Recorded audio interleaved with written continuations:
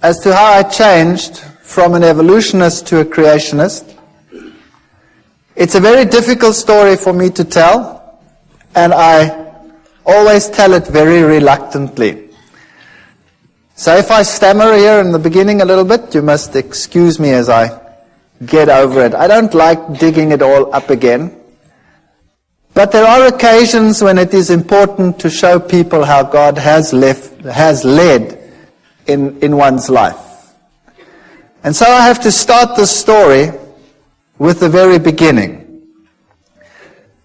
And maybe then from the background we can see why things happened as they happened. It is a strange story. Some of you might think that parts of it are incomprehensible or may even seem too strange to be true. But it did happen, and it is a fact that it happened like that, and I cannot take it away, so I will tell it as it happened, at least what I remember of it.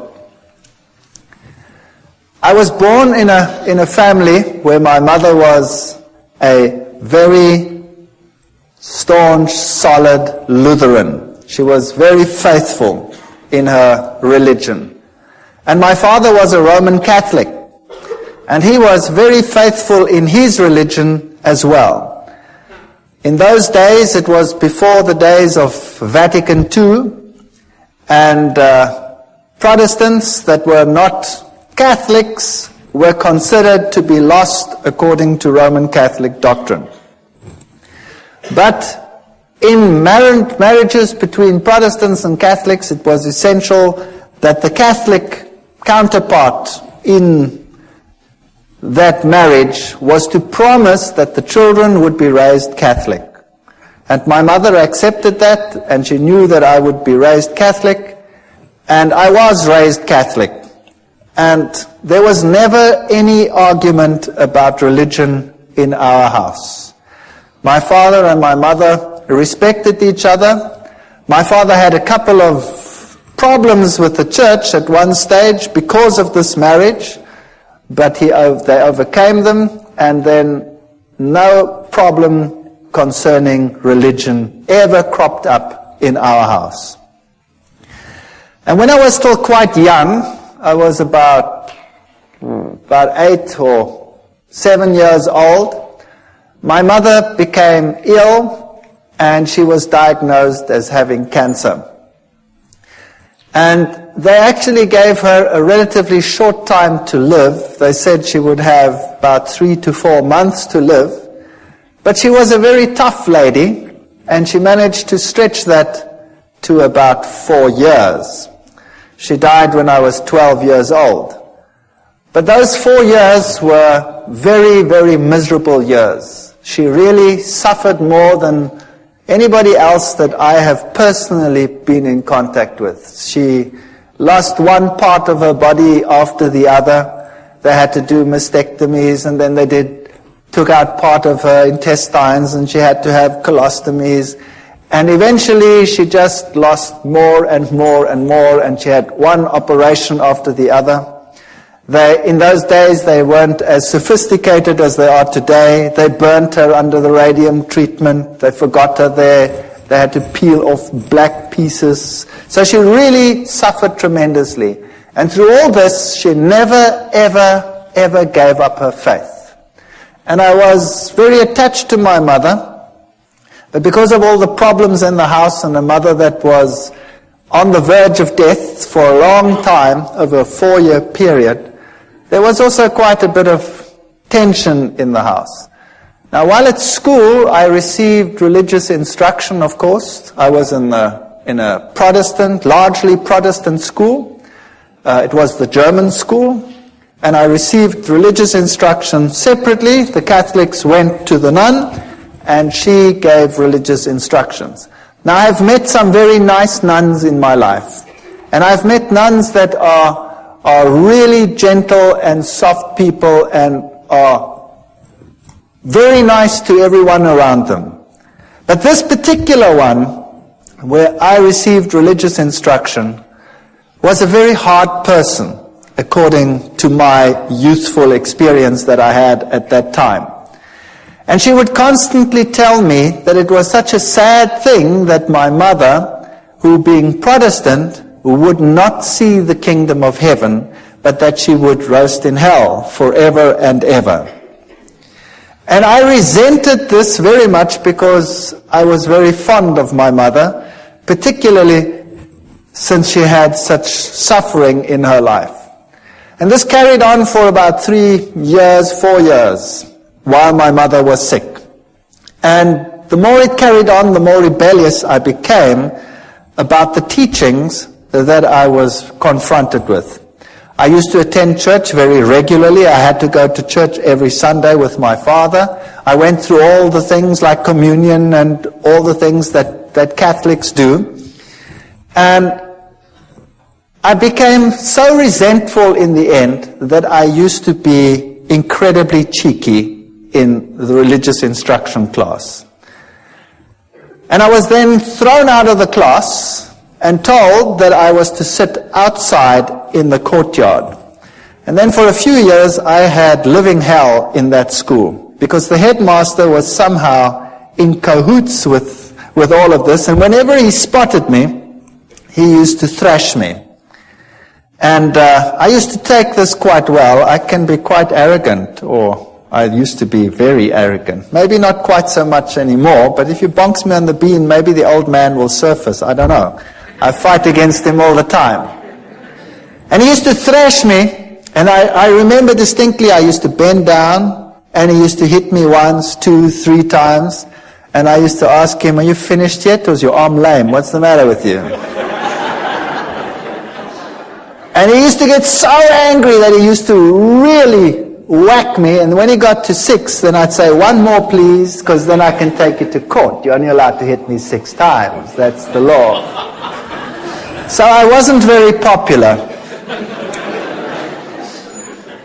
But the point arose where I was sitting in the class one day, in the religious instruction class again, and this lady, this nun, told me again that, people who were like we were, and particularly my mother, would go to hell forever and ever. And I got so angry, I took the catechism book and I tore it and I threw it at her feet, and I told her in not too kind a language, even for that age, what she could do with her God. And I was thrown out from that day on a permanent basis, and I had to sit outside in the courtyard, whether it rained or whether the sun shone. And my life in that school was absolute misery. I never told my parents. Nobody ever knew what was happening. There was another teacher as well who used to call me to the front. Before the class even started, "Would you please come to the front?" And I'd go and stand in the front, and he'd hit me left, right, and threw me out.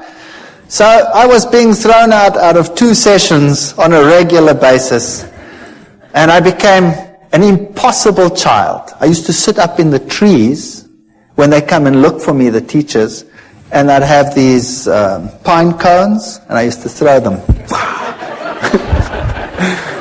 Oh boy, those were the days.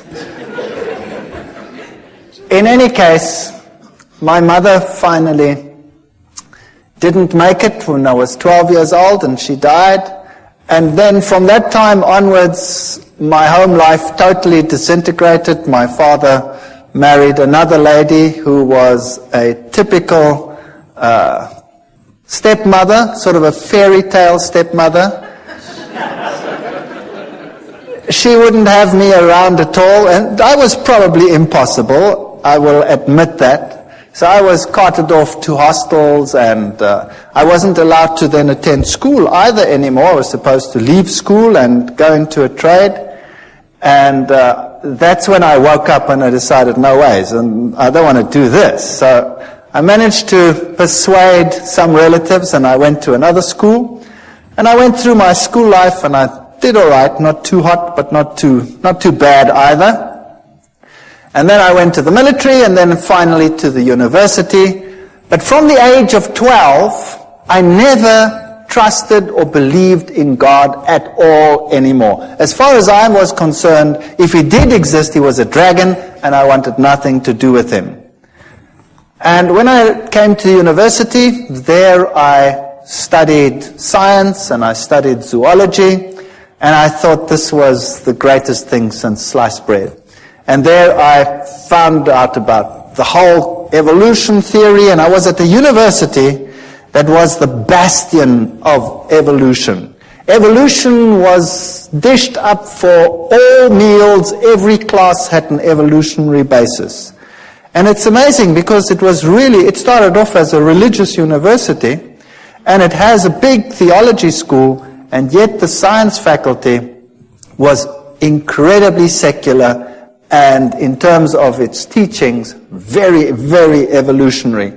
They had some very important names in the listings of their professors, Robert Broom and people like that who had worked with the Taung skull, the human so-called ancestor, and our museums were full of these people, and I really got into the evolution theory, and I thought this was the answer to all the problems. While at the university, I had a roommate. I was in the hostel there, and my roommate was a very nice guy, but he was very new age, even for that time. That's a long time ago. So the word New Age wasn't even known at that time. And he was into Scientology. You know the science of Scientology, where they put you on the e-meter and you go through your past lives and through all the problems that you had, and you clear your karma by talking it through and talking it out, and then eventually, then you become God and you've got it made. In any case, he became my best friend. And I had nowhere to go on weekends. I had nowhere to go during the holidays. I always had to work, put myself through university, because my stepmother had convinced my father that he mustn't pay anything, so I put myself through. I had a great relationship with my father years later, so that'll come right, as you can see. Even the worst situations can come right. And on holidays, I didn't know what to do, so I used to go home with this chap to where he lived, 2,000 kilometers away in another city called Durban. And every holiday I used to go home with him because I had no home to go to. And there I met my current roommate, my wife, who happened to be his sister. Far better roommate than he ever was, I'll tell you. And I have to tell you a little bit about her background. Now you know why I was an atheist. I didn't believe anything. I accepted the evolution theory. It was the answer to all my problems. Now her background was entirely different. Her father worked in his younger days for a newspaper, and he was sent to investigate all the strange occult occurrences in the country.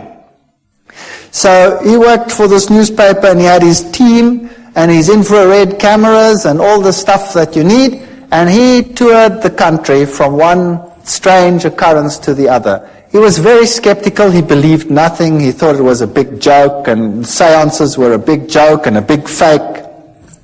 And as he attended one meeting after the other, he realized that this was no joke.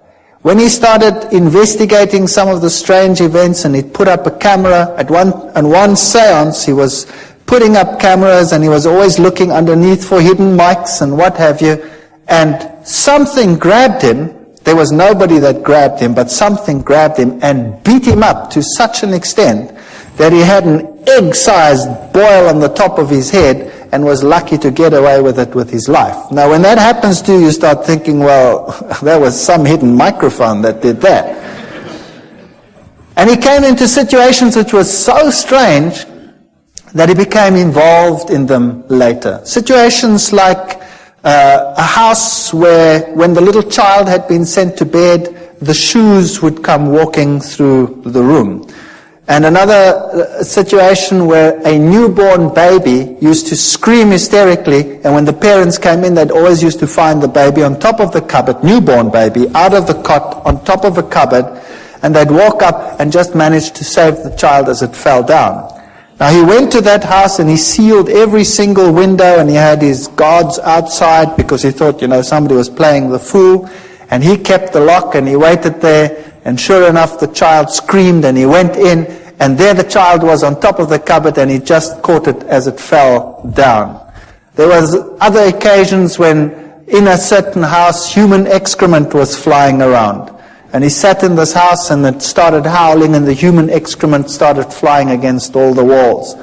Strange, strange occurrences. Witchcraft of the worst kind. There was one house that was plagued by a baboon that used to come in and tear everything apart. That's a big ape. And it tore everything apart, and it terrorized this family, and they could never catch it. And then one day they shot this baboon as it came in, and it ran out, and the blood trail ended up on the veranda outside. And as they came out, the blood trail ended, and there lay one of the workers dead. So this was typical African witchcraft as you find it in Africa, in some places even today still. And this convinced him that there definitely was something going on, and he got into seances more deeply, and then he started learning that there were higher mediums and lower mediums, the riff-raff mediums for the lower people, the higher mediums who communicated with the better spirits.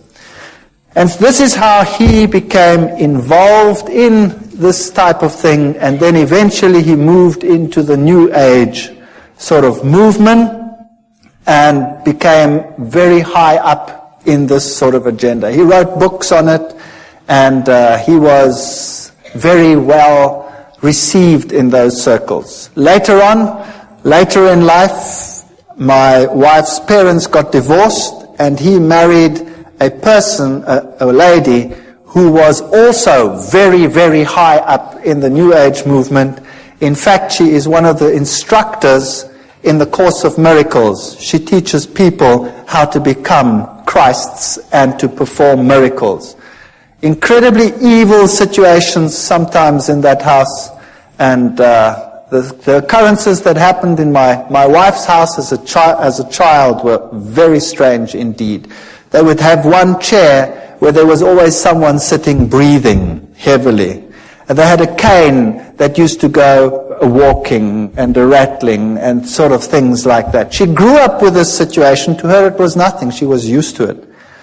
Now to me it was very strange, and I was an atheist. I didn't believe anything. I tried to rationalize it in a scientific sense. And then when my wife and I got married, we moved to the city where I was in the university, and for years there was no real problem. And then my wife, we had first the first child, the second child, and then the youngest child my wife was expecting when my father-in-law came to visit. And he moved into an outside flat that we had, an apartment, and there he stayed with us. Now thinking back, I know that this is where it all started. Because if you have an occult presence, then you will have this influence on your home for a long time. I can perhaps tell you that when we were just married, we moved to very close to them, and there were very, very strange occurrences in our house. Absolutely horrendous occurrences on some occasions. Our dishes would fly through the rooms and smash against the walls and things like that. Or you'd park the car and the car would rock and fall over against the side of the garage. We had very strange happenings on a previous occasion. But you forget about those things, and later on you rationalize them as well, and you say they didn't exist or they were strange. When my wife was expecting this last child, when my father-in-law moved in, she became very ill indeed. So ill that we didn't think that she would survive. And she was in hospital, in and out of hospital, and on a respirator, and she was very, very sick. And then we decided that there must be something wrong with this pregnancy, and the doctors had a look at it, and they said that the best thing to do would be to have an abortion, because the child was probably dead. They didn't have a scanner at that stage in those hospitals, so they couldn't tell properly, and they didn't know whether this child was perhaps dead. So we decided that we'd have to transfer to another place where they could do a scan, which we then did. And she was very ill. She had a very high temperature. And they did the scan. And this little fetus was only about so big. And he was perfectly well. And he was sucking his thumb. And we decided that we weren't going to do this. We were going to sit through it and see what happened. And eventually, through 9 months of hell, and of sickness and coughing, and more in hospital than out of hospital, my wife was discharged, the child was born, and this child was the most miserable child that you can imagine. He was impossible. He used to scream from morning till night. If you wanted to feed him, you had to wrap him round and round in a blanket so that he couldn't move his arms, or else he'd claw and scratch at you while you were feeding him. And if you put him to bed, he would scream and scream and scream. And so we had a technique where you sort of sit there and rock and rock and rock the bed until he finally falls asleep. Then you sneak off to bed and you try and fall asleep, and the minute you sleep, he screams again. And this carried on for months. It was absolutely chaotic. And nothing you could do could console this child. My wife was a wreck. I was a wreck. We were all totally destroyed. And then one night at 2 o'clock, I had a dream that I was being strangled. And it was so vivid that I woke up with this perspiration falling down my face, and my heart was pounding like some drum inside me, and I sat upright and tried to recover from this terrible nightmare. And the next moment, the little one in the next room screamed as if he was being murdered. And my wife and I got such a fright, we stormed out of bed, ran to this little baby, picked him up, and as we picked him up, he started shaking violently. And his temperature would rise, and then he'd go into fever cramps. And so we rushed him off to hospital, and they had a look at him, and they had to put him in a refrigeration tent. They had a tent sort of that's cooled, and put him on a drip, and then it would be touch and go whether he would live or whether he would die. And he'd recover from this and come back home as impossible as he was before.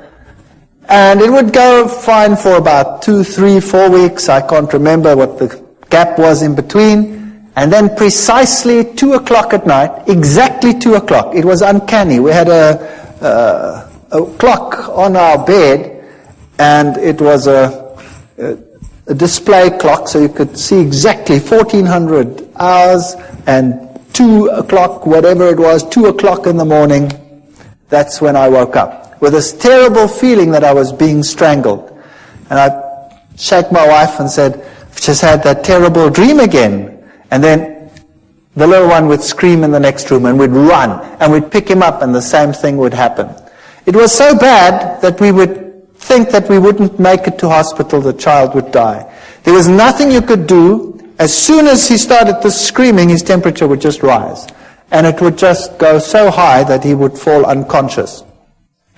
Eventually they got to know us so well that the hospital had this place prepared for him whenever it was necessary.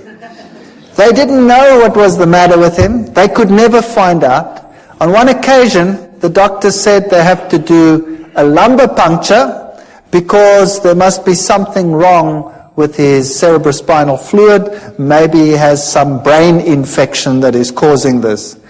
And I remember taking him to this hospital, and he was just a baby.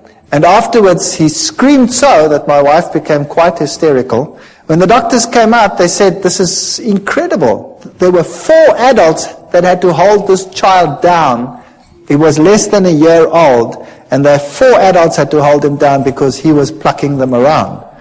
So this little chap was, if anything, definitely very much possessed. And you can rationalize it if it happens once, and you can rationalize it if it happens twice. But if it keeps on happening for weeks and months on end, that at precisely 2 o'clock you have an experience in one room, and then immediately thereafter there's a scream in another room, then the law of statistics tells you that no matter how atheistic you are and no matter how scientific you try and be about this issue, the two incidences are connected. And I was sitting in the hospital one day. My wife and I took turns to be with the little one, and he was in a very bad state. And it had happened for the umpteenth time. And there I was in the hospital, and I was marking papers. I remember it as if it were yesterday. I was marking. And all of a sudden, in this refrigeration tent, this child started shaking. And he started getting one of these attacks and fits in his bed.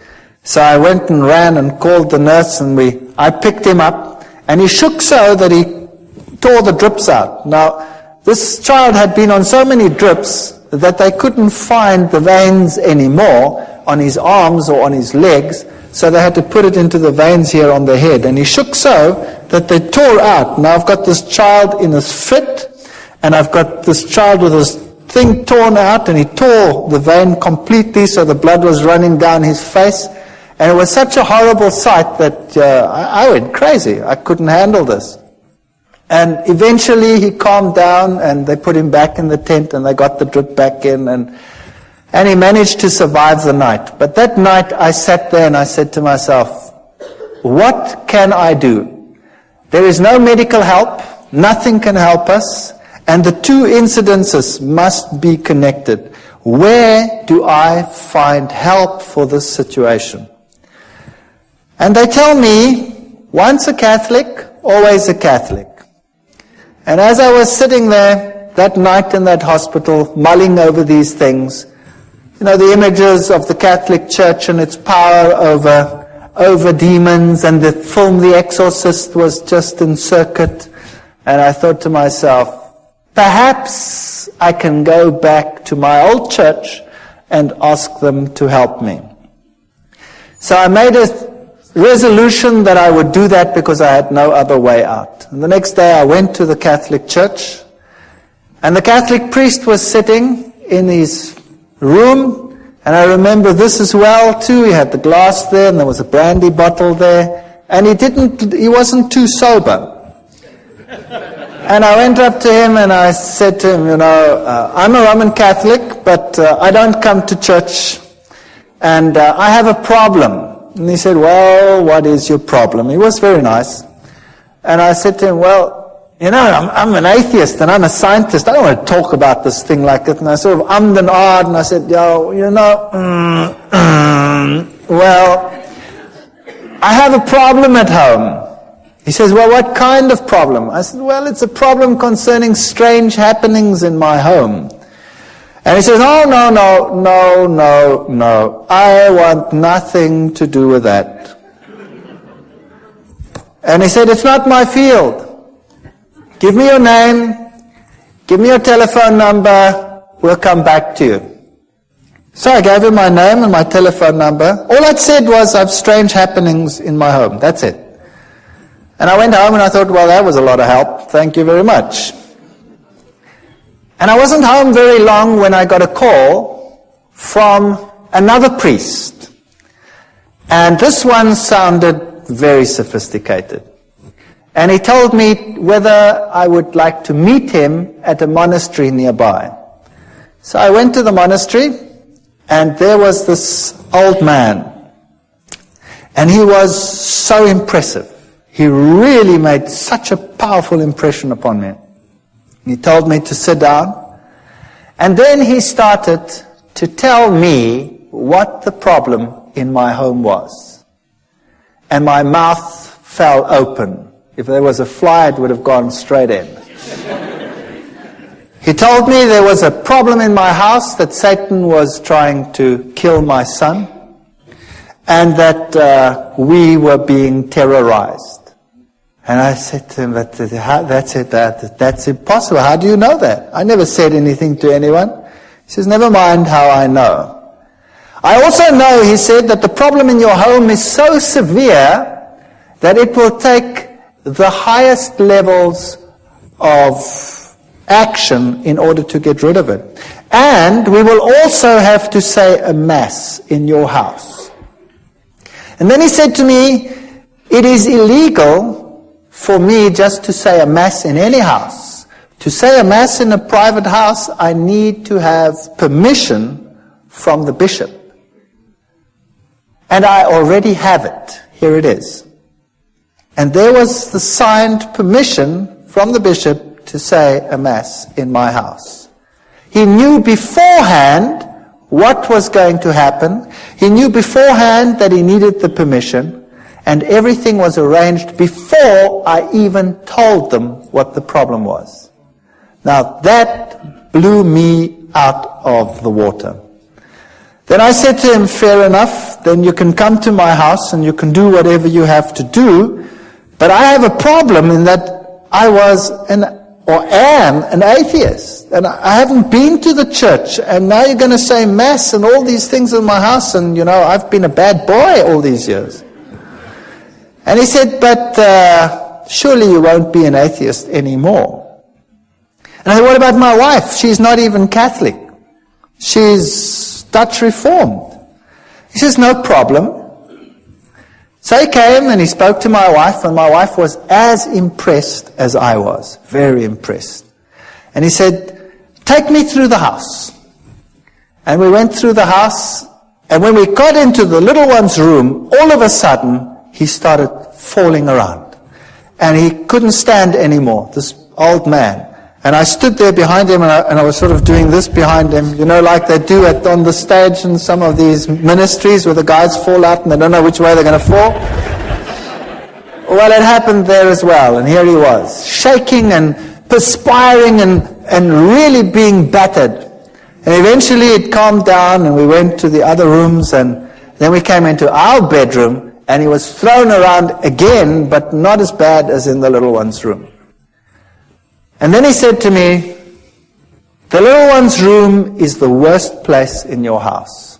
Now we have to exorcise your entire house. Bring me some water. We brought him some water. And then he took out special salt, which he said was very special exorcism holy salt. And he made the sign of the cross with the salt in the water. And then he also told me that he had a special ring with him which had the relics of a particular saint that was potent in terms of exorcising. And this priest, had been an exorcist for the Roman Catholic Church in many countries. He was Irish. And then he took this bowl of holy water that he had made, and he went to every single window and door in the house. And he took it and he put a cross on the windows. And of course, as it evaporates, you have this faint cross of salt on your windows.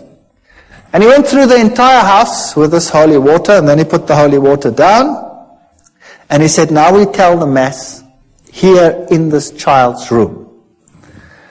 And he prepared everything. And as he was preparing, we had lots of pets in our house. We had a dog and 2 cats and you name it, all the good stuff that one has when one has kids in the house. And as he was preparing, all of a sudden, all the animals came running into this room. And there they sat. And I looked at this and I said, this is weird. What's going on here? And he did the Mass. And then before he left, he said, what you have to do now is above every child's bed, you have to put the following. And he took out of his pockets amulets from Lourdes, where Mary had appeared. And he gave an amulet from Lourdes. He said there were many fake ones. This was the real thing. And we had to put it above each child's bed. And then he did an amazing thing. He took his ordination cross off. And he gave it to me and he said, this one you put over the little one. I hate it when the devil destroys little children. And we hung it up over there, and my wife was giving pottery classes at the Technicon at that time, and she'd made a very beautiful pot, and so she decided to give it to him as a gift, because how do you pay for what he did? I mean, what do you do?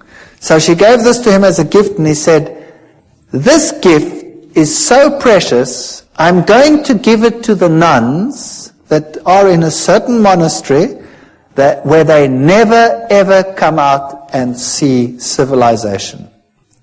And then he left. And that night, we're very expectant. We take this little child, and he's quite happy, really, not screaming as usual. And we take him and we tell him it's time for bed. Now, normally that was enough to have blue murder in the house. And he was quite happy.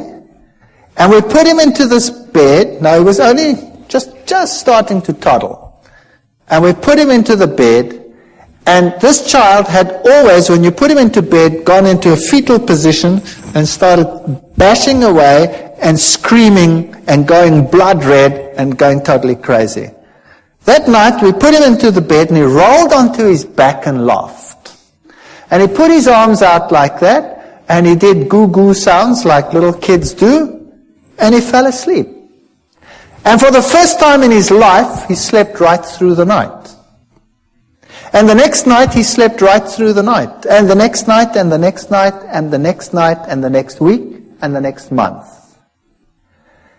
And here was I, the hard-nosed atheist scientist who knows it all, and here was peace and quiet in my house.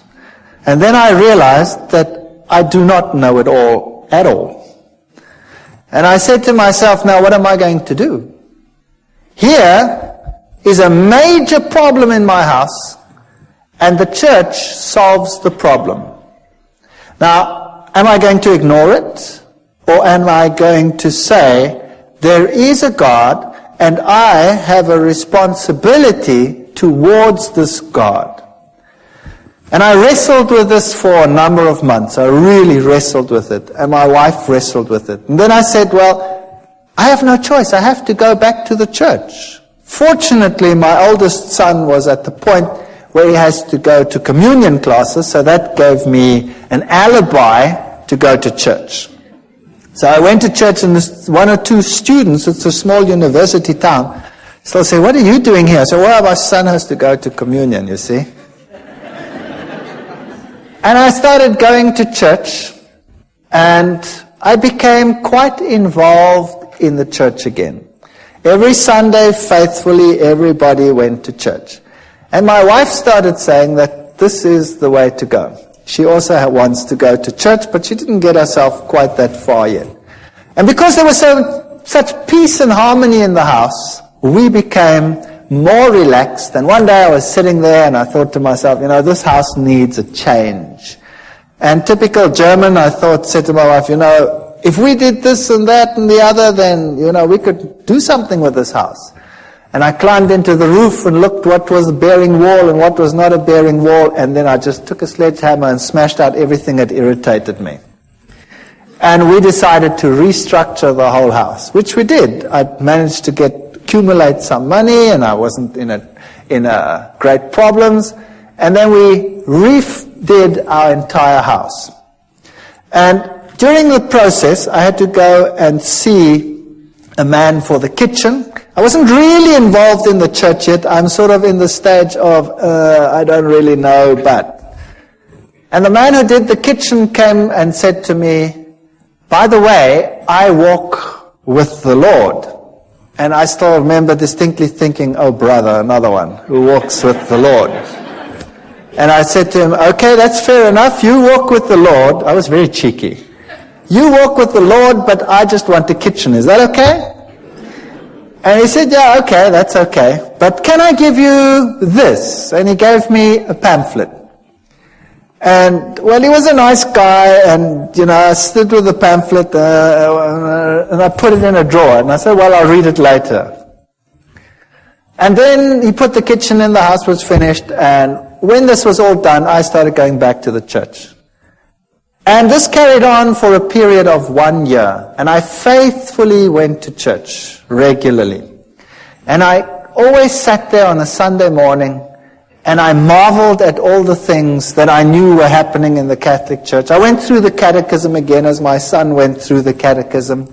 And I wondered at the same ritual happening every time. You know, the host going up, the change from bread to divinity, the little box with the red light where God was. And I started puzzling as to why God wanted the same things over and over again. And why he was satisfied with the same ritual over and over again. But I was convinced this was the truth. I was convinced Catholicism was God's representative on this earth because it had solved the problem in my home. But I wanted to get to know this God. And I wanted to know what it's like to have a relationship with this God. And I looked at the charismatic movement where they had the slaying in the Spirit, and I thought to myself, isn't that perhaps the experience that one must have in order to know that this God really exists? Because I don't really feel him. I don't know where he is. But on the other hand, I'd always been so skeptical of this, and I'd always said to myself, these people with their religious crutch. And then one day, I was sitting in class, and I was giving a lecture to a first-year group of students. I'd spoken to the priest, by the way, about evolution, and the Catholic Church said to me, of course there's evolution, there's no problem with that. So I had no problems with that either. I could carry on with my evolution and now believe in God. It was quite a nice arrangement. And I was in a first-year class, and I was giving a lecture with a very heavy evolutionary base. And a young girl got up in a first-year class. Now that takes courage. 300 first-year students, and a young girl gets up in my class. And she says, excuse me. And I say, yes, what's your problem? And she says, what you are saying is against my beliefs. What you are saying is a lie. I believe that God created the heavens and the earth. He is the creator of the universe. Well, I nearly exploded. I destroyed her. I ridiculed her. I finished her off. She sat down and she cried in my class. And I thought, well, job well done. And then the class was over, and all the students were very impressed at all the eloquence I put onto the board and proved to them what a ridiculous idea this was that this young girl had postulated. And I went back and sat in my office, and then there was a question earlier about conscience. Do you remember it? Well, this little voice here wouldn't let me go and kept on telling me what a mean son of a gun I was. And how could I, in front of everyone, attack and humiliate this young girl to such an extent? And I felt really bad about myself. My conscience wouldn't let me go. And I didn't know how to handle this. So typical Catholic way, I thought, well, on the way home for lunch, I wouldn't stay far from the university, so I always went home for lunch. I'll go by the Catholic Church and sit there for a while, and hopefully the feeling will go away. So I drove past and I went into the church and I sat inside, and it was locked. The door was open. You could come to a few pews, but around the altar it was locked because thieves had been stealing. And I sat there and I spoke to God, and I looked at the little red light, which means that the host was present there, so God was present. And it struck me that he was locked up in that little box. And then I sat there for a long while, and I was tortured in my soul. I was tortured. And I said to myself, do you know, God must be here because he did such wonderful things in my home. My family is totally different. My wife was willing to be converted. I'd called the Catholic priest to our home so that she could become a Catholic. And for some reason, he just never made it. He never made it. He always had something on, but he was still going to come. And I sat in that church and I wrestled with God, and I told him that I have all these feelings and I don't know where he is, and I've never really met him. And I know that in other churches, all these exciting things happening, and here, we have the same thing every Sunday, and where are you? And I sat there in the pew and I said, okay, God, if you really exist, then now you must show me, because I really cannot find you. And with that feeling, I went home, feeling a bit better. And typical me, I was home quickly, and then I started rummaging in the drawer. I was looking for something, and all of a sudden, as I rummaged in this drawer, I pick up this pamphlet. This is now a year after this man who was walking with the Lord gave me this pamphlet. And I pick up this pamphlet and I start reading it. It was in German, and it had 3 columns. It had the law of God on the one column, and it had the law according to the Catholic Church, and it had the law according to the Lutheran Church. And then it explained how the commandments had been changed by the church, and it had the Bible texts of how it had been changed. And I thought to myself, no, what rubbish is this? This is absolute garbage. And I said to my wife, I didn't say that, I called her by her name. I said, have we got a Bible in the house? And she said, no, I don't think so. I don't think there's a Bible. I said, surely there must be a Bible in the house. We've been going for church for almost a year now, and there's no Bible in the house. There were lots of catechism books in the house. So I grabbed the catechism book and opened it up and looked, and sure, the commandments as on the pamphlet were identical to those in the catechism book.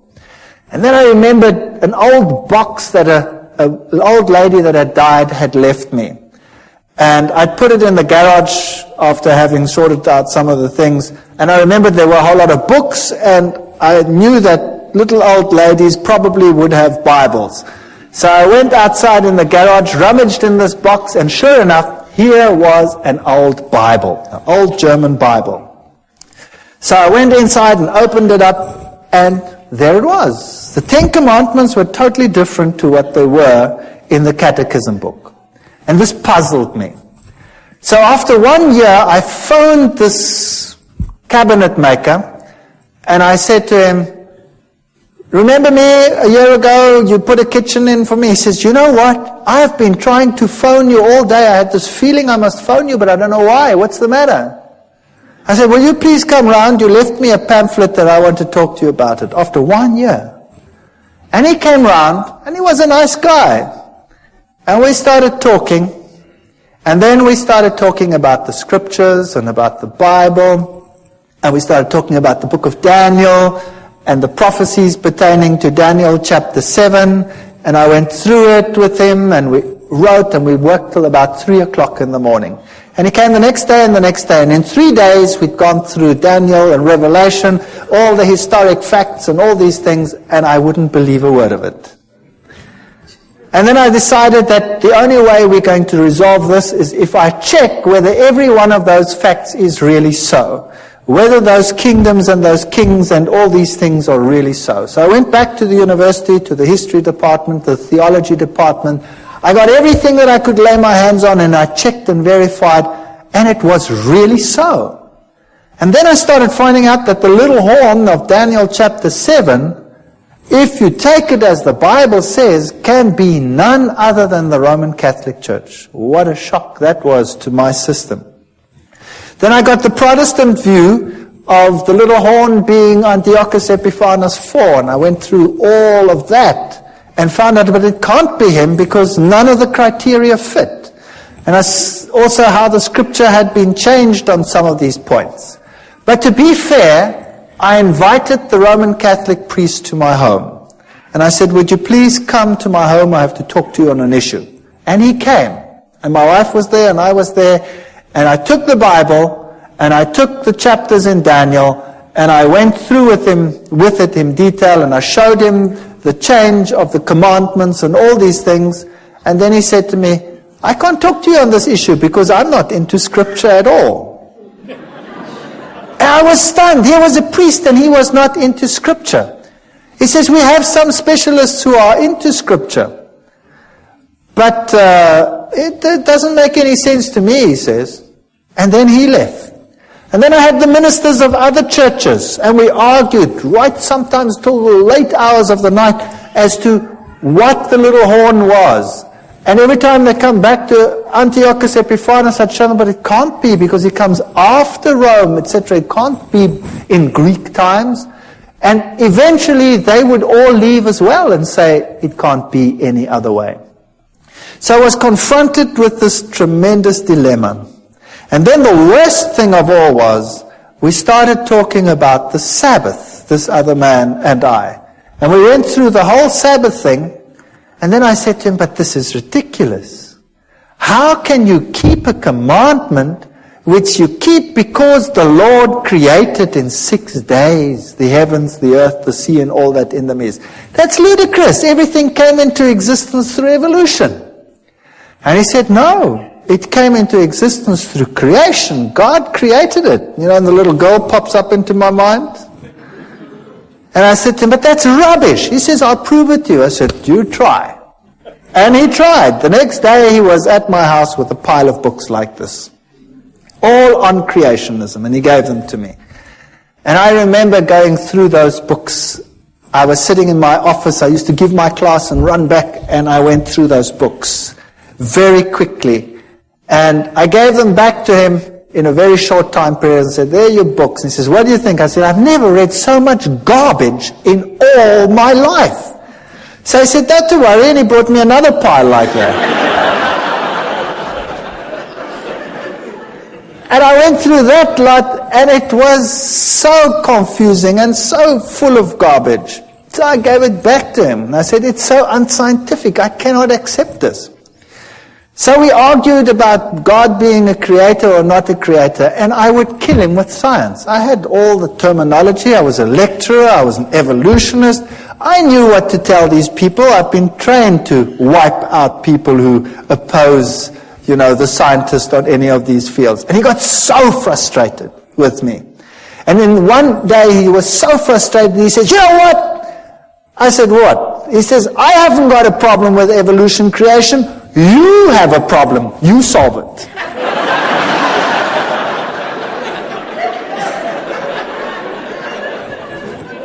So there the ball was in my court.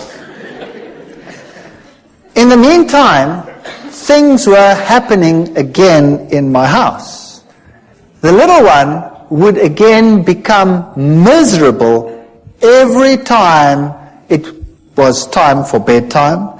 He again became grouchy and screaming and what have you. And we also noticed that whenever we had a moment of peace, my wife and I, we studied the scriptures like, I cannot tell you how we studied it. I finished a Bible. In 2 months I had to throw it away. It was finished. It fell apart. And my wife was studying. And she had tremendous problems with this Sabbath idea. It made no sense. It was so stupid. And nobody at work knew what was happening with me. And one day I came to work, and the secretary in the department came up to me and said, I've got something for you to read. And she handed me a pile about so thick of documents. And when I looked at them in a spare moment, I saw that it was a long piece of writing against the Sabbath. And it was written against Seventh-day Adventists. And this stunned me because nobody at work knew what was happening with me. I mean, a scientist would never admit, that he's now talking about and thinking about religion. That was ridiculous. My colleagues were all atheists.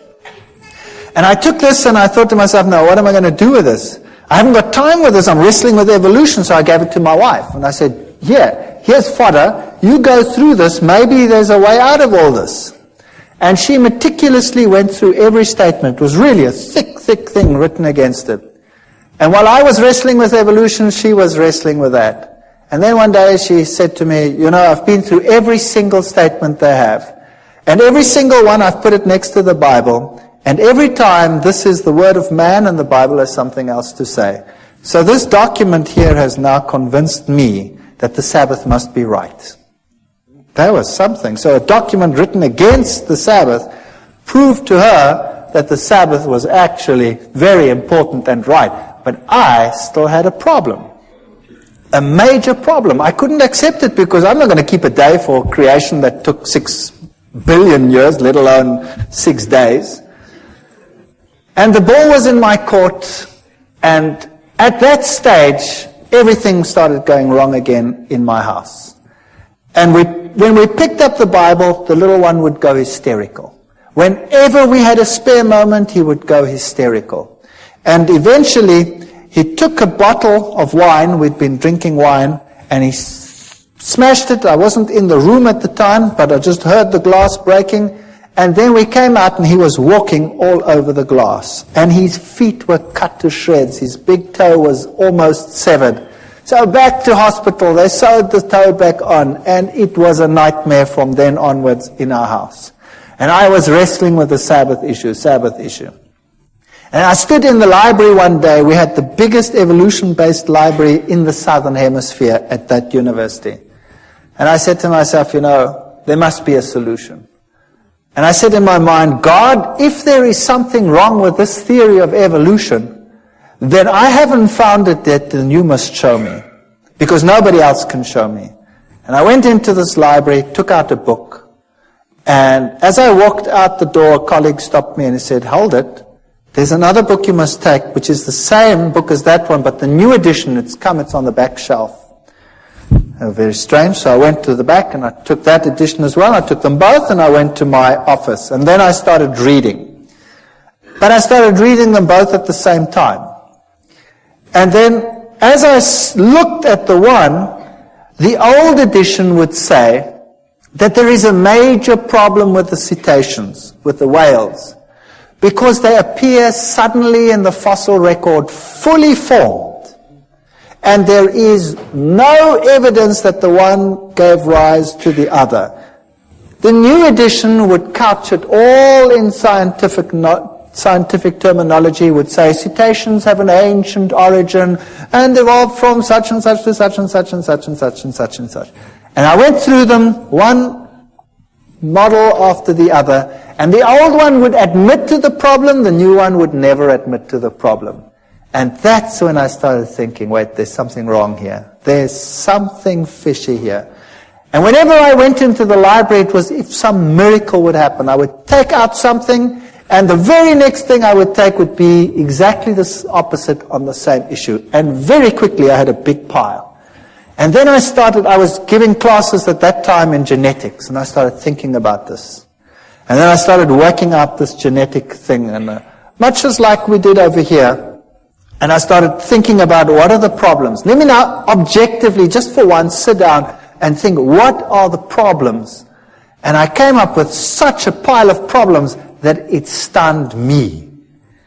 And something must have been helping me, because the problem list was so enormous, it was unbelievable. And then one night I was sitting at home, and child was impossible. He went to bed, and we went to bed. 2 o'clock at night, I had a dream. I was being strangled. And the little one screamed in the next room, and we ran, and the same thing happened. But he didn't get so sick that he had to go to hospital. He just got a very high fever, and we could handle it somehow at home. And then I contacted this other person, and I said to him, do you know, there's something very strange here. I know that from the scriptures, the system, the Roman Catholic system, cannot be God's system. And yet, we had this problem, and I didn't want to tell him about it. And then in the end, I half told him about it, but not completely. And he said, don't worry, we'll pray. And it stopped.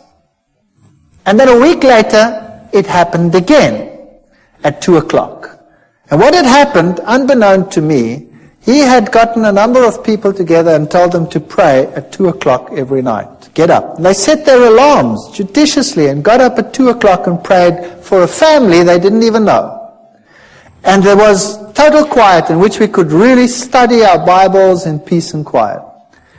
And then one night, one of the ladies had decided that, it was quiet. Why must she get up? And she didn't get up. And it happened. Now, thinking back on it, God doesn't need the prayer of that one little individual. But there were lessons in it that would later be important to me. That God wants unity amongst His people, and everybody must stand together on an issue. So it was a lesson for them as well as a lesson for us. And then it came to the point where I knew that I cannot sit on the fence forever. Either this is the truth, and I'd studied it and I'd verified it. I'd had lecturers talk with me on the Greek meaning of this and the Hebrew meaning of that. I verified the historic facts. I'd looked at the prophecies. There was no other way in which it made any logical sense whatsoever. I'd studied what the other churches had said. It didn't make sense. And I knew a decision would have to be made. There was no way out. And I decided I was going to do it. I was going to make the decision. No matter how ostracized and how weird this church was to me, the first time my wife saw Adventists, she burst into tears. They ate so strange. They were so different to what we were like. I remember the man said to me, "Don't you want to come to one of our services?" And I said, "That's Sunday. That's my day off. I walk around in jeans and a t-shirt and slops. And I'm not going to any church whatsoever if I can't go exactly like I am. Because if I went to the Catholic church, I went in jeans and t-shirt and slops." He said, "That's fine. Come." So I went to the Catholic church, to the Adventist church, and I sat there in the back. And I looked at all these people with their suits and their ties, and I thought, yeah. And they all looked at me, but they were all pleasant about it. And strange things like that. And I didn't like the setup. I didn't like what they looked like. They looked so different to everyone else, you know. My friends were rough, and they would make coarse jokes and all kinds of things, and these were so different. My wife burst into tears when she saw things. She said, "I don't want that lifestyle. I want my old lifestyle. We used to sit around the swimming pool and drink beer and have friends over and, have parties and stuff like that." And they were so different. It's so night and day difference that you think you could never be happy over there. She cried and cried and cried, but knew somehow she'd have to go back in any case. And then one day I decided that I couldn't take it anymore at work with all this evolution teaching. And another strange thing happened. I was asked by the then head of the department to lead an evolution discussion group with the postgraduate students about 2 weeks later. Everybody gets a turn, but mine wasn't for months. Something happened and mine was moved forward. Now I sat with a major problem. Do I go into that with my mouth full of teeth, pretending to be what I am not? Or do I stand up and for what I now believed? And I was really so chicken, it's unbelievable. I was so scared of this event. To lose face amongst your colleagues when you've been such a bee's knees all these years is really a painful experience. And I decided after much wrestling and soul searching that I would do it. My new friends, who had become less weird in my eyes over time, would pray for me while I did this. And I went into that lecture hall, and the whole staff was sitting there. This was a postgrad affair, so the whole staff is there and all the postgraduate students. And I start the ball rolling with a lecture normally, and then you start this evolutionary discussion group. And I started the lecture, and then I switched to the genes, and I highlighted every single problem. And I went through the whole gene system as far as I sorted it out at that stage. And I said at the end, therefore, evolution is not possible. Well, first you could hear a pin drop, and then all hell broke loose. One of my colleagues went blood red and started screaming at me like you cannot believe. And the foam literally started coming out of his mouth with rage. It was just unbelievable. And then one of the students, a girl, it's interesting how these things happen, a young student, a girl, an honor student, she got up and she said, "I want to say something." And she looked at all the lecturers And she said, when I came to this university, I believed in God. I had a good life. I had a good relationship with God. And now I believe nothing anymore. I've lost my faith. My life is falling apart. And you have robbed me of my faith. And now Dr. Fite is giving this lecture and showed me now that you had been misleading me. Can you imagine what happened in that department? That was the end. My life was not worth 1 cent in terms of my scientific credibility. I was finished. When I walked down the passage, my colleagues would turn around and walk the other way. And I decided there and then that it was impossible for me. Then we had a meeting, a special meeting where they decided that the basis of all teaching must be evolution. And of course, I couldn't go along with that. So I decided I would resign. So I resigned. And the head of the department said, you can't just do this. I mean, I had a lot of students, and I was quite popular amongst the students. And I had most of the postgraduate students were under my supervision. And then the rector of the university called me in. And the rector said I must come to him. And I thought to myself, wow, now I must go to the rector. What do? I've got nothing decent to wear. I've never possessed a suit in my life. I bought a suit to go and see the rector. Can you believe that? And when I put on this stupid suit to go and visit the rector, something struck me between the eyes like a hammer blow. It's just a personal thing for me. I thought to myself, now look what you're doing, you idiot. You go and put on a suit to go and speak to a man, but when you go to visit God, you go in jeans and a t-shirt. Purely a personal thing. I don't mind anybody coming to church in jeans and t-shirts. That's fine. It's just for me personal. And that bugged me.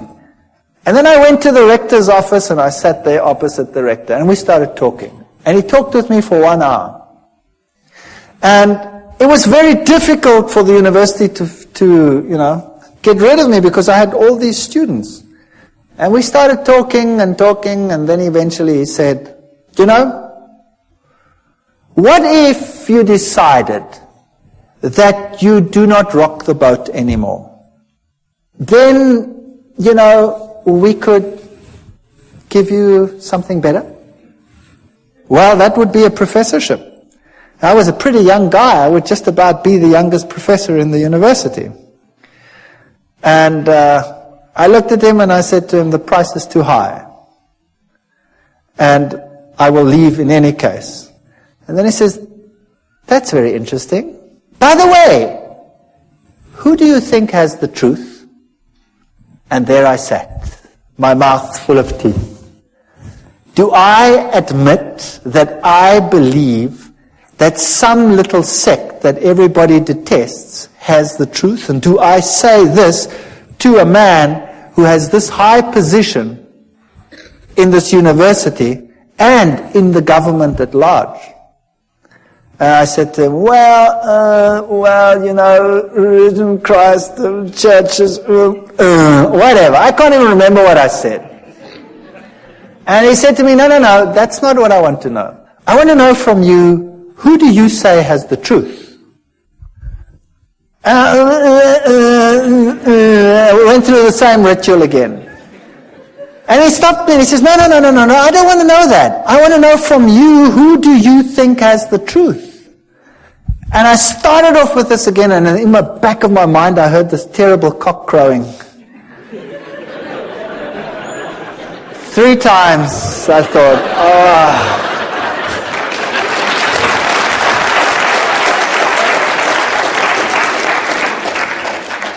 And I said to him, I think it's the Seventh-day Adventist Church that is preaching the truth. And I thought, now that's it, I'm a dead man. And he said nothing, not a word. He just said, thank you very much. Congratulations on your choice, and I hope things go well with you. And that's it. And I've resigned from the university. And And I put my house on the market, and the very first guy that walked into my house said, "Wow, what a house," and he bought it. The very first guy.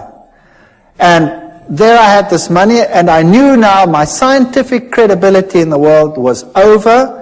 University was a career that I'd given up for my faith, and God would take care of me from now on, and things are going to be just honky-dory. I'm going to now take this money, and we're going to do something great with it.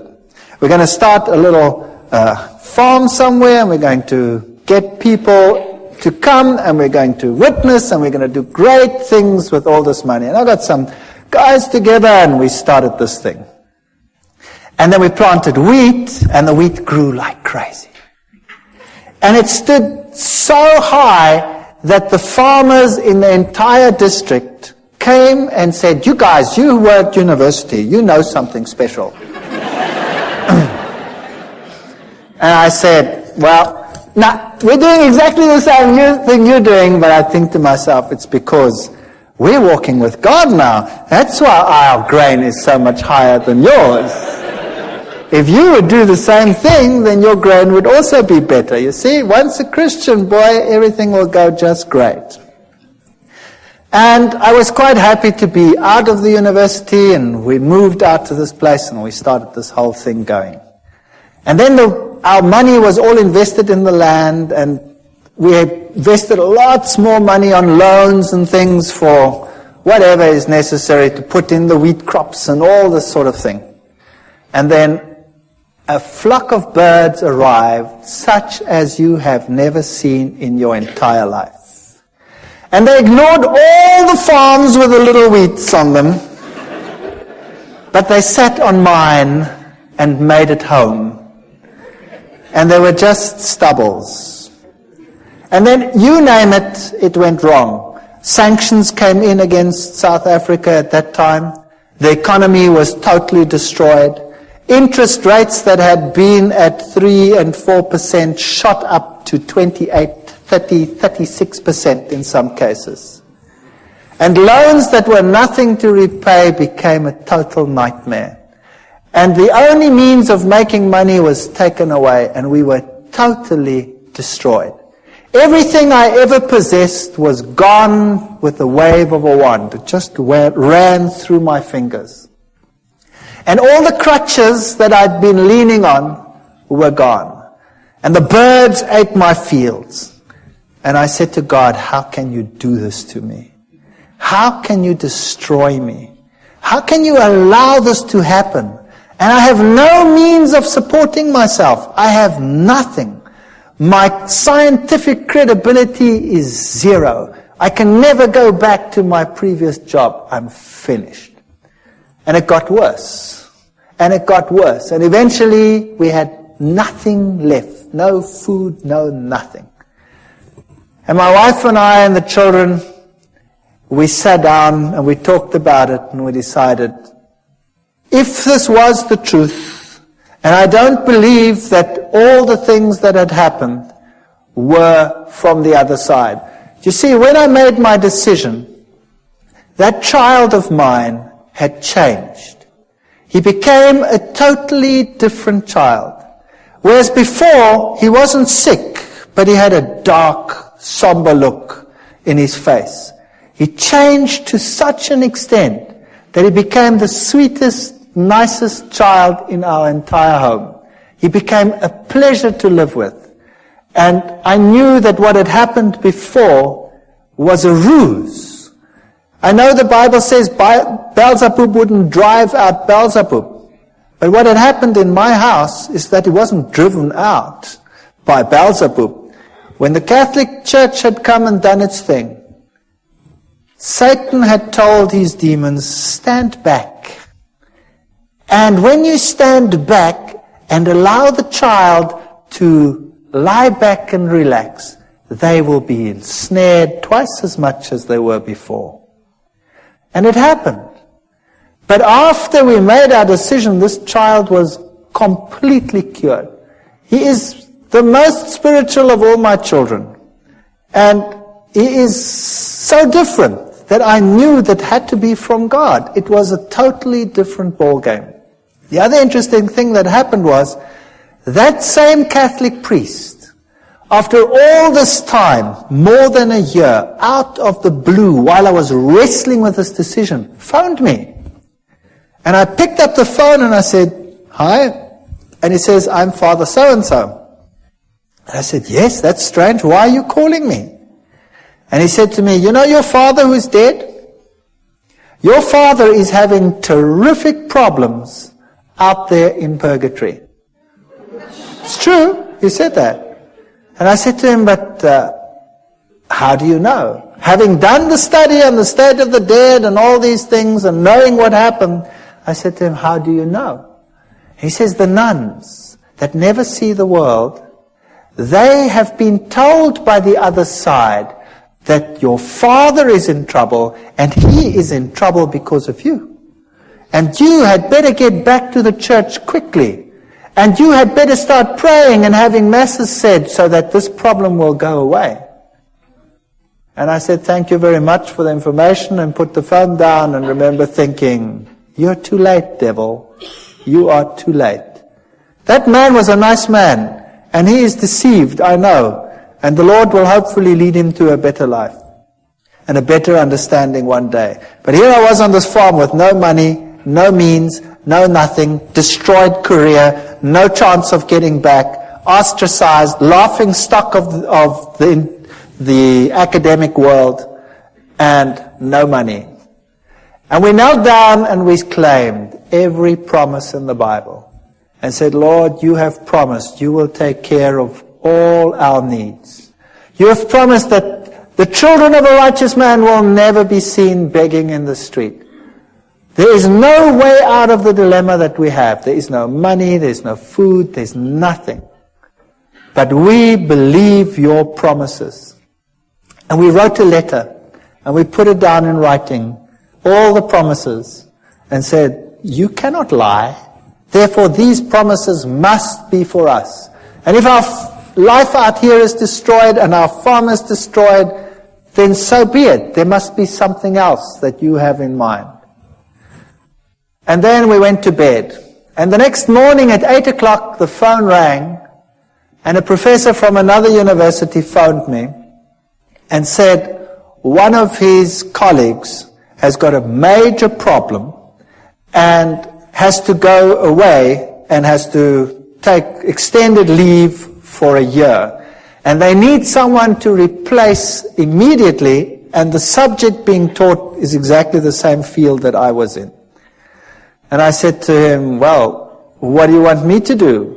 He says, "Well, you could come and give the classes." And I said to him, "But, you know, what about, he says, "Never mind, as long as you stick with science, and who cares, it doesn't matter. You come and would you do that for us? We're in a jam and we need someone and we know that you're available." And I said, "Well, that would be great. Thank you very much. When do I start?" And he says, "Well, we'd have to get it through the committees and probably in 3 months' time." And I said, "Okay, thank you very much." Put the phone down and said, "Nice try, God, but in 3 months' time, I'm dead meat. I've got nothing to eat." And I was so depressed. And then about 20 minutes to half an hour later, the phone rings again. And it's the same man. And he says to me, "Something strange just happened." I said, "What happened?" He said, "I went to the rector's office to have him sign this thing so we can start the ball rolling. And the rector says, I have no time. I have no time for committees to call them together to get the process rolling. What is it you want?" And I explained to him what I want, that I have to replace it. And he said, "Come here, I'll sign it." And he signed it and he said, "Appoint the man. He can come tomorrow if he has to." So I said, "Wow. So when do I start?" It was Thursday. And then he said, "Monday. You start Monday." I said, "I start Monday?" And I was in another little town, and I had a farm, and there were cows. I was bankrupt, and who was going to take care of these stupid cows on the farm? And 10,000 problems to be solved in one weekend. Impossible. And I put the phone down, and I said to my wife, "I've got a university job. Only for a year, probably, but it's okay. We've got something to go to. I start Monday, but who's going to take care of the rest?" So we prayed. And we said, Lord, you have one solution. Surely you, knowing everything, must have the other solutions. And we had hardly finished when there was a knock on the door and a young couple arrived. And this young couple said that they were farmers in another country to the north of South Africa. And they were Seventh-day Adventists. And they had been working for another farmer, and he had told them if they are not prepared to work on the Sabbath, they must go, and he'd kicked them off the farm. So he had lost his job because he kept the Sabbath. And he said to me, I've got nowhere to live, I've got nowhere to stay. I said, would you like to live on this farm? And he said, sure. And I said, I can't pay you anything. He says, that's okay. You don't have to pay me anything. Can I live here? I said, sure, you can live here. And whatever you sell from the milk, you can keep that for yourself. And I thought I would pay the interest of all the loans that I have with my salary.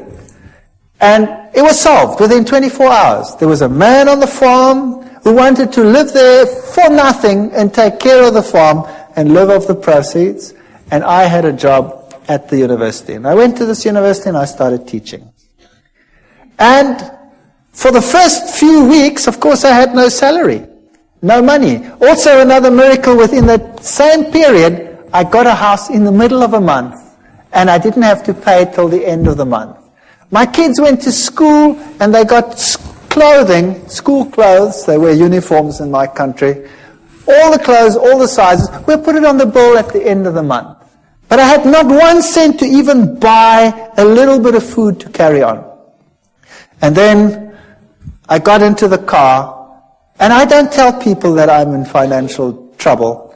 I got into the car and I was driving around, and we'd been driving, the last bit of gas was just about going. And my daughter says, what's this here? And she picks up 150 rand. That then was the equivalent of about $150 in the back. She says, it's lying on the floor. And the next week there were another 150. I don't know how it got into the car, but it kept us going until my first salary check arrived. Now I can tell you, this is the real truth.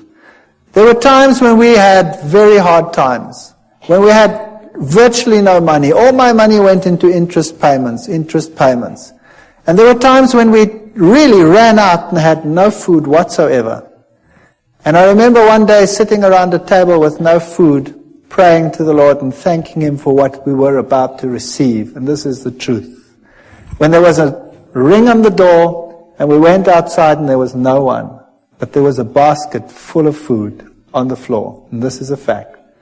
I want to tell you something, that if you know the living God, your road might not be a rose garden. You might not have the best of everything you need, but your water and your bread will be sure, and He will take care of you. While I was at that university, I was only teaching for 3 months when riots broke out within the university. There was such chaos in my country. There were riots everywhere.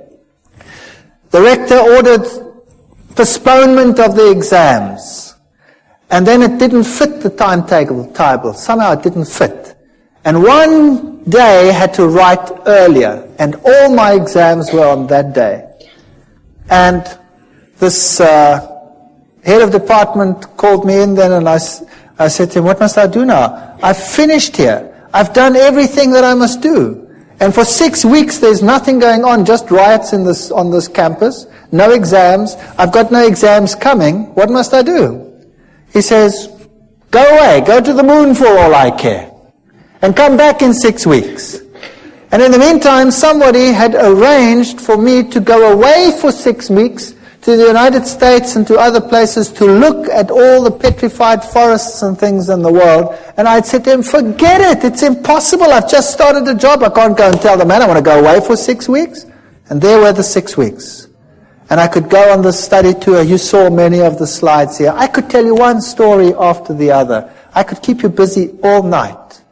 I want to tell you that the Lord intervened with such power in our lives. And as we went through life again, back at the university, they started respecting me for the science that I was doing. And eventually I was given a permanent position. And eventually I started right at the bottom again. I was senior lecturer, here I was just a lecturer. And eventually I became a lecturer, and then a professor and head of department. In spite of what I believe, in spite of what I say. So if you think that God cannot take care of you, I want to tell you, He can do anything. I am in a secular university. I'm a professor and head of a zoology department in a secular university. I teach and preach creationism, which is impossible in terms of human imagination. And in spite of it, I have that position. Never be afraid to stand up for the Lord and for His truth. If you are genuine, God will take care of all your needs. I don't know whether it will be forever. Sooner or later, someone will close the tap. But it doesn't matter. The Lord will have something else. And He is offering the same to every single one of you. Take a step for what is right. Do what is right. And the Lord will fulfill every one of His promises. Thank you.